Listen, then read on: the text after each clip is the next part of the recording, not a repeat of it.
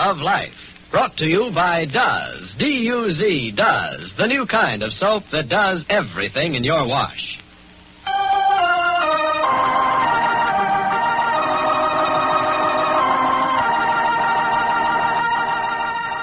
Dr. Brent, call surgery.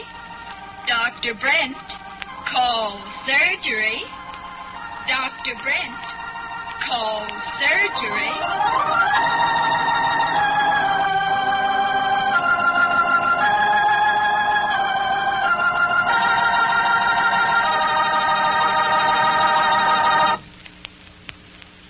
Let's drop in at the Dozens first. Seems Ma's away, and Daisy and Unky are elected to do the family wash. Unky doesn't seem very willing. Oh, nothing doing, Daisy. Every time we're supposed to do some work together, I always wind up doing everything. Why, Unky, you know Duz does everything in our wash. Just like Ma says. It's one soap for everything, from the dirtiest to the dangerous. I know, but just the same, Well, the least you could do is help with the things you got dirty. Well, that's fair enough. Call me when you get to my overalls. But we're starting with the colors, Unky. Well, them's all yours. Your pink rayon doodads and your slips and stuff. There's your nice colored shirts, too. Unky, you know I like you in blue. Oh, shucks. And Duz leaves those colors so lovely. Ma says it's safer for colors than any of the other leading wash-day soaps. Now, let's sort out the towels. Oh, but you did get some towels dirty, didn't you, Unky? Of course. And when you hang them out, put them where the neighbors can see how wonderfully white Duz does them. Ma'd like that. She says no soap can beat Duz for whiteness. Well, she's right about that. Then we'll tackle all those overalls and work shirts you and Pa got so dirty. Oh, gosh. Now, Unky, Duz will get them clean easy. You won't have to do any hard scrubbing. That tough dirt will just fly. Why, we'll be through in no time. Especially when you got me and Duz doing everything. Well, Unky's lucky he's got Duz. It really does more. From the top to the bottom of the wash basket, Duz does everything. And now we invite you to listen to Road of Life.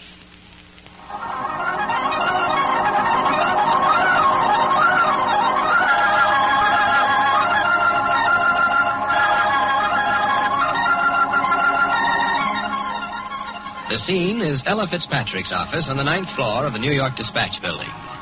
Seated behind her desk is the nationally known recipe columnist. Standing beside her is her secretary, Miss Brace. Miss Fitzpatrick, I hope you don't mind my asking. My curiosity is really getting the best of me. Curiosity? About what, Miss Brace? That gentleman who came to see you about the broadcast. Oh. Are you actually going to be on the radio? Why, thanks for reminding me. I almost forgot. Yes, I am going to be on the radio next week. How wonderful. Yeah, I think so, too. Mr. Norris asked me for tonight, but of course I can't make it on account of my lecture. What program is it, Miss Fitzpatrick? Why, I don't know the name of it, but it's some kind of forum on station WEBP. Well, here's the paper. I'll look it up on the radio page.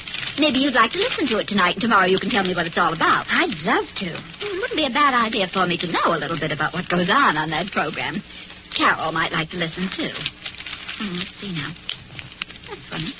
I can't seem to find any forum listed in the paper. I'll get the station on the phone for you if you'd like. Bright girl, that's what you do.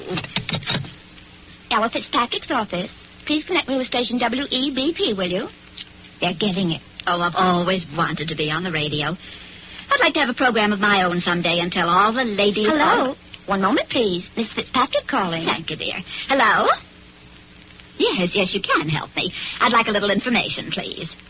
Uh-huh. Well, I'd like to know what time that public service program of yours goes on tonight. Why, the one that discusses outstanding topics of the day. What's that?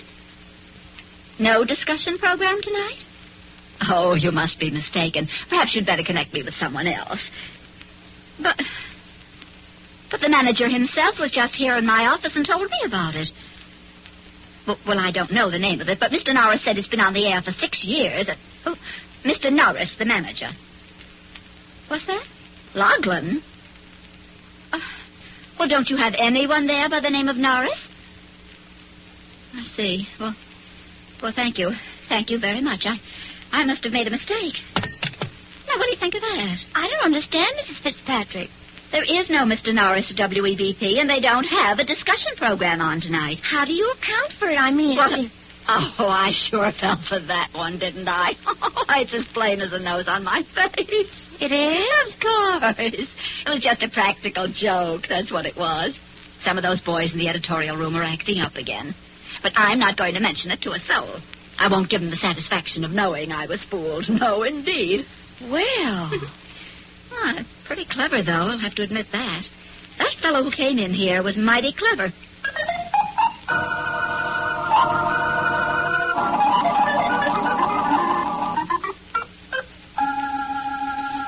The man whose cleverness Ella Fitzpatrick admires so much deserves little credit for his work. Johnson Peck, alias Ward W. Norris, is a private detective employed by Dr. Carson McVicker, the woman whom Carol believes Jim loves. At this moment, Johnson Peck, unfortunately, is in the downstairs solarium of Neuropsychiatric Hospital. Standing opposite him are Tommy Sinclair and Jim Brent. Peck, who is waiting to see Carson McVicker, is having a difficult time trying to explain to Jim why he cannot give him the information he has for Carson. I've already told you, Mr. Peck. I'm Dr. McVicker's assistant. Anything you have to tell her, you can certainly tell me. Oh, Tommy, you wouldn't mind walking over to the other end of the room for a minute, would you? Of course not. No, wait a minute, kid. Yeah? You don't have to go. You see, Doc, this is just something between me and Dr. McVicker personally. I thought you said you were here to see her professionally. I didn't say that. Sure you did. Well, maybe I did, but... Why can't you talk to me about it? Well, You're trying to hide something from me, Mr. Peck. What is it? Just a second, Doc. They're calling me. Mr. Peck, Dr. McVicker is in the office now. You can go up if you want to. If I want to. Sure. See you later, Tommy. Nice meeting you, Dr. Brent. What's the matter, Dr. Brent? Nothing, Tommy. Very strange man, isn't he? Wonder what he has on his mind.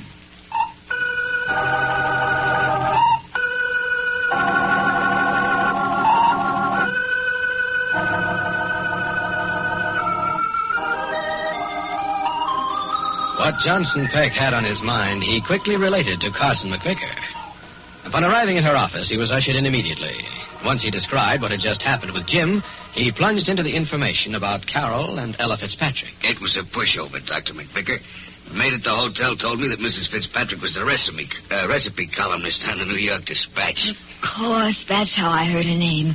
Well, go on. Well, after that, all I had to do was call her office and tell her that I was the manager of a radio station and I wanted to talk to her. The secretary told me to come right over. And? I did. Went in, introduced myself, and told her that we wanted her to be on a broadcast tonight. When she said she couldn't make it, I invited her to appear next week. It was as easy as falling off a log. How did you find out about Mrs. Brent being in? I just told her that I wanted to send some broadcasting material over to her apartment tonight and asked if anyone would be home. She said she wouldn't because she was lecturing at a cooking class at some community house, but that she had a guest staying with her who would be in. So there you have it. You're a very clever man, Mr. Peck. Just routine. What would have happened, though, if Mrs. Fitzpatrick hadn't had a lecture engagement for this evening? What would you have done if she'd accepted your invitation to appear on a radio program? Very easy. I'd have just told her that the broadcast was originating out in Jackson Heights or somewhere in New Jersey. Traveling up and back would have killed the evening for her. Either way, you'd have come out all right, Dr. McVicker. Yes, I can see that. Well, you've got the information you wanted, haven't you? That's right. So I guess that just about finishes me up. In fact, it does finish what I had to do for you. Not quite, Mr. Peck. What do you mean? I still have some further use for your services. Oh, wait a minute, Doc. First you said you wanted me to find Mrs. Brent for you. Then you wanted me to let you know when you could see her alone. Well, I've done both of those because I'm in this thing deep enough right now, and I don't want to get in any deeper. What are you talking about, Mr. Peck? You know what I'm talking about. I haven't the slightest idea. All I do know is that I want you to do one more thing. It's very simple, but if you feel that you don't want to handle it, I'm sure I can hire someone else. What is it? You tell me that Mrs. Fitzpatrick is going out to a lecture tonight, but you don't tell me when. I want you to stand across the street from her hotel, Mr. Peck, and see for yourself when she leaves. Oh. And there's something else. After she leaves, I want you to make sure that she's gone. It's quite possible that she may walk out of the hotel to mail a letter or buy a stamp or pick up a magazine and then return to her apartment. I wouldn't want that to happen if I were upstairs with Mrs. Brent. You think of everything, don't you, Doctor? When you're certain that Mrs. Fitzpatrick's gone, I want you to call me at my home. I'll be having dinner there with a friend. Uh-huh. When I get your call, I'll come. With your friend? Certainly not. Oh, well, what's the dinner date with the friend for? An alibi? An alibi? Yes, sir, Doc. You really do think of everything. I'm afraid I don't follow you, Mr. Peck. You're beginning to speak very peculiarly. I'm sorry. I guess I shouldn't have opened my big mouth. Well, it's very confusing, Mr. Peck, but if you're willing to forget about it, I am. Sure. Very well. The moment I receive your call this evening, I'll leave the house and meet you somewhere. We'll decide that over the phone. Okay. Then, I want you to tell me everything you've seen and everything you might possibly hear between now and this evening. After that, you can take me to the hotel. Look, Dr. McVicker, I go so far, then I stop. Well? I don't want to go inside of that hotel tonight, and I won't, no matter how much money you offer me. I wouldn't want you to, Mr. Peck. I intend to do this alone.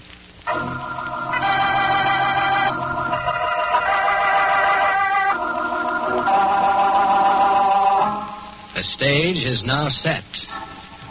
Although Carol Brent expects to entrain for Chicago tomorrow night, another fate awaits her this evening. Shortly after Ella Fitzpatrick leaves her, Johnson Peck will make a telephone call. 15 minutes from that time, Carson McVicker should meet Carol Brent.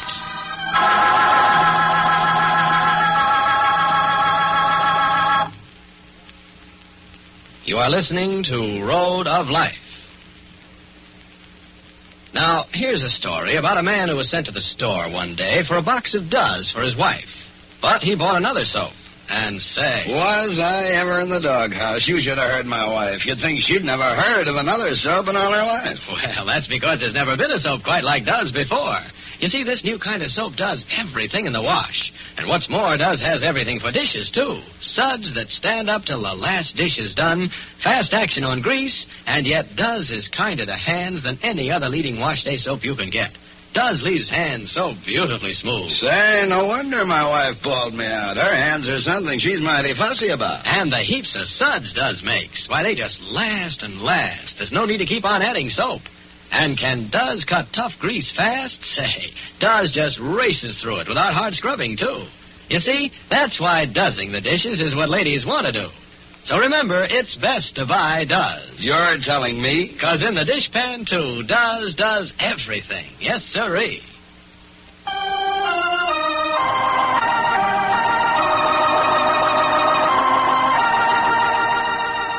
Be sure to listen when DUZ Does will again bring you another absorbing episode on Road of Life.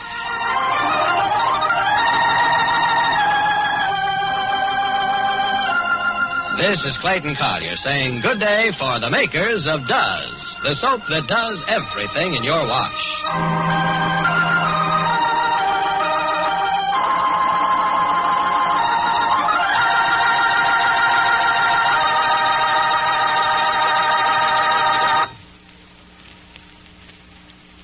We've licked the Japs, but we haven't licked the problem of getting the fats and oils we need for peacetime supplies. That's why used fat is needed now more than ever, so don't stop saving it. Every drop is so vitally needed the government has still authorized your butcher to pay 2 red points for every pound. Save every drop of used fat every day. This is the National Broadcasting Company.